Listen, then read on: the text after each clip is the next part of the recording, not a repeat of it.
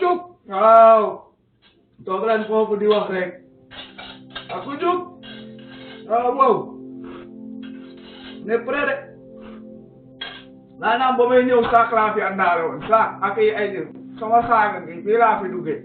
parewaat naa retour prêt pour le retour maa leen ko wax sama diggante waaw yàlla balaa di ko yóbbu sëñ salaam siyaar naa leen yéen ñëpp te di leen jox seen wàccuwaay di leen dalal jàmm naan leen dal jàmm dalandoo jàmm ñu commencé waxtaan bi si bismillahi rahmaani rahim pare ko alhamdulillahi rabbil alamin comme nu ngi koy defee saa su ne naan leen salaam encore naan leen fii démb leen toogoon fii démb laa toogoon fii démb laa yëgee woon benn wax ma génn dem di gëstu di xool di dugg di déglu di xool ba daal di ñëw daal tombé seeg yéen dans le même niveau léegi nag wax gi mooy waaw werante xuuxaan tekki tubayoo wala xaw ma lanu on est là voilà léegi daal comme nu mu koy waxee man je vais d'abord commencer étape par étape un par un parce que damay dugg ci d'abord avec l'histoire du patriote Ousmane Tounkara. Ousmane Tounkara, un patriote à son niveau, un patriote à sa hauteur, un patriote qui se bat pour le Sénégal à son niveau et à sa hauteur. Léegi nag comme nu ma koy waxee mooy man je voudrais que après quand il va sortir dans tout cela parce que doomu aadama moom la ñuy teg nattu doomu aadama moom yenn yi si ginnaaw mu koy nangu xam nu muy def face ak moom romb ko su génnee si li te dina si génne insha allahu rabbi il devra se réveiller il devra comprendre quel est le peuple pour lequel il se bat. Parce que voici le peuple sénégalais. Voici le peuple pour lequel nous nous battons tous les jours. Voici le peuple pour lequel nous avons risqué nos vies et les vies de nos familles. Un peuple qui ne sait pas encore de quel côté le soleil se lève et de quel côté le soleil se couche. Moo taxit il comprendra. Pourquoi may wax loolu dama am lu ma metti dëgg fa yàlla dama am lu ma naqari lu tax ma am lu ma metti mooy Ousmane Tounkara musul saaga kilifa diine Ousmane Tounkara tey daf ma doon woo sax di ma jéem a xelal wala de soi-disant dissuader wala di jéem a génne si ay wax naa daa ba gars yi xoolal ay waxu affaire kilifa diine yi ba un moment sama xuloo beeg moom jotante beeg moom lu tax ma koy tegal lu tar si loolu si la bokk parce que saa yu may tàngal samay tàngal ñëw c'est le benn buy jéem a jaar si ginnaaw waaw xoolal yow sama booy nga ay kay nangam di jéem am lu muy wax di teg chaque jour ma koy daal naa ko lijjantee sa problème ce sont tes trucs man maa ngi lijjanti son problème donc mooy loolu quoi. À ma grande surprise tey su ma demee tey bay wax bay di xool si ay commentaires wala ma def publication wala dara ma dégg ay nit naan ñaw jàpp nañ Ousmane Tounkara yow yaa si des parce que lan ay affaire lu ma leen poser question wala lu ma leen topp si seen kilifa diine j'ai honte moo taxit instant gii ne ma ne dama am lu ma metti wala nañ koo tëkkale ku nekk wala nañ koo xoolal ku nekk sauf man. Mais ça aussi ça l'apprendra parce que nit ñi ñuy xeexal comme nu mu koy waxee ay silmaxa lañ ñu voit pas du tout ay nit ñu gumba la ñuy xeexal léegi nag comme nu mu koy waxee yaayoo ay waay bu leen ma fàtte ci liste bi waay ay waay kaa lay jël si ba xam ngeen wax gi gën a neex moom mooy sénégalais dañuy dégg tëll rek ne damm na sénégalais dañuy dégg rajax rek naaw ku nekk bëgg a profité jël ko yóbbu ko ci ces médiations xool lu ngeen si ñu bëri dinañ fi rus parce que mbir gi ci boppam dina ñëw régler problème am dina ñëw wax dina ñëw régler problème parce que ragalul te du ragal te du kuy dellu ginnaaw su demee nag moom ba mu tollu leen fii donc mbir googu noonu su wàccee dina ñëw dina gérer problème am voilà ñu bëri dinañ fi rus nag ñii di wax ak ñii di tëpp ak di fippoo di xolal di ki nangam fii boo na ngeen toogaat fii rek nu mën leen gis après parce que comme nu ko waxee su ngeen foogee ni que le pays tourne comme nu ngeen ko xalaatee foofu Sénégal wala tout ce monde est comme le Sénégal wala yëfu mbaam yooyu noonu am Sénégal moo am fu nekk foofu ngeen di naxee seen bopp déggoolu moo leen wax de foofu ngeen di naxee seen bopp léegi nag wax gi moom mooy gars yi dañoo ñëw toog daal di ne naa saa waay nee leen ko terroriste terroriste la kii nii nangam terroriste ma ne ko ndok waaw def nañ ko fi Assane Diouf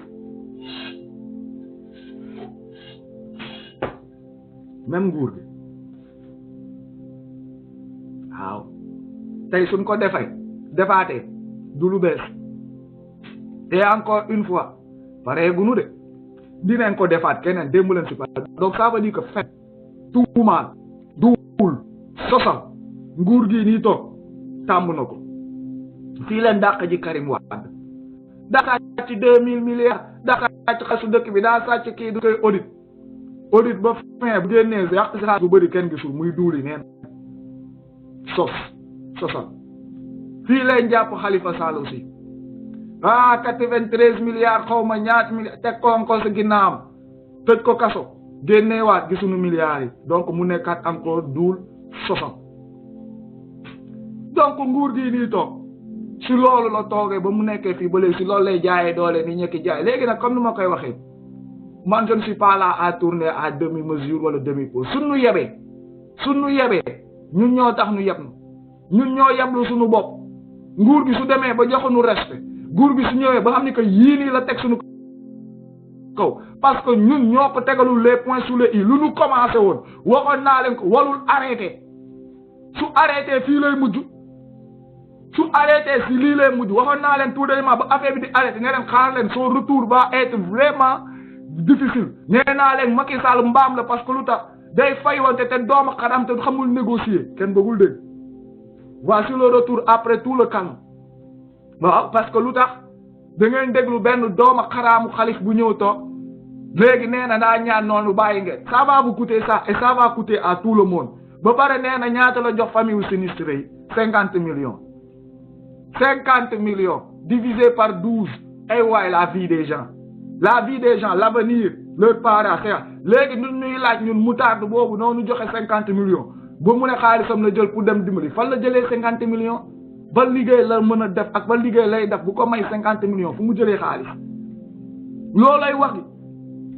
voici le pays gis ngeen lay dégg vous voyez les conséquences comme nu mu ko waxee nag léegi nag suñu demee nag ba bëgg a tëj gémmiñu ñu nekk di leen waxal ñu nekk di xeex ñu nekk di feeñal ñu nekk di leeral xaar leen ba ñu tëj seeni gémmiñ ba pare jàkkaarloog yéen ngeen xool nu gaay di def ak yéen du dégg ngeen Macky Sall temps yëpp lu muy wax ci télé bi moo ngi waajal 3e mandat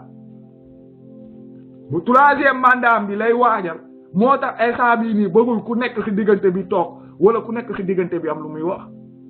le gars il est là il s'amuse avec la tête des gens mais hélas daal lépp lu ci munti am lépp lu munti mel tey ñun suñu demee ba ñu yëpp nu ba Sénégal tey jii nii kenn mënunoo respecté suñuy nguur ak suñuy baay dirigeants yi ñuy falal suñu bopp ñun yoonu leen nu wal noo liggéeyal mënuñu noo respecté mënuñu noo liggéeyal dañoo tourner léegi pour di fen wala di duul wala di jéem a yàqal askan bi c'est parce que askan bi loolu la liggéey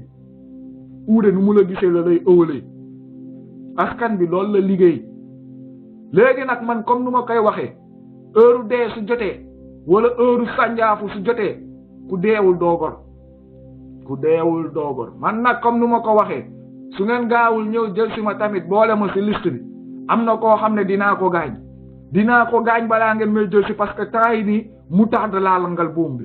waaw temps yi nii maag moutarde wax naa leen ko c'est une histoire d'amour te je ne vais pas lâcher cette histoire kenn du nu xoqatal wax nañ leen ko dès le départ fii kenn du nu xoqatal kenn du nu delluloo ginnaaw su nekkee nag ñoom nii leen bëgg a régler les problèmes au lieu de nekk ci dëkk bi liggéey au lieu nu def jàmm au lieu nu nekk ci nu ñu bëgg on est prêt comme ni ma koy waxee démb maa ngi wax ak kenn mu naa ma non sa bakken bi nga kii nanga ma ne ko mais nit koo xam ne ni que da ngay jël sa bakken di ko daw pour mu dund ma ne ko amoo bakken ñun amuñu bakken gars yi doon naan suñu ma ne la ñun ñoo amul dund amuñu bakken suñu bakken moomuñu ko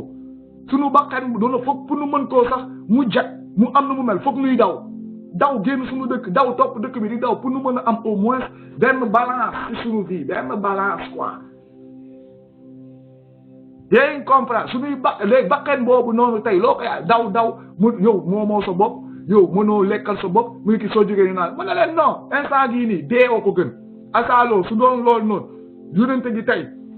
ba muy ñëw di nekk prophète di andi wax bu sell gi di ñëw di taxawal alquraanu karim lu nekk la dund lu nekk lañ ko dundal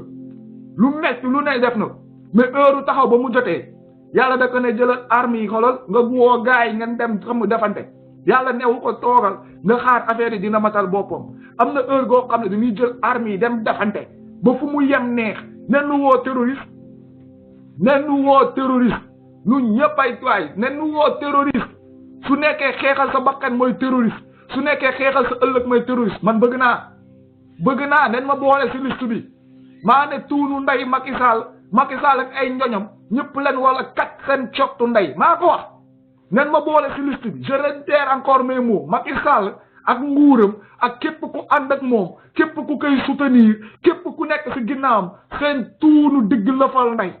danoo wala kat seen ndey ba nu plombé maa ko wax léegi boole leen ma si liste bi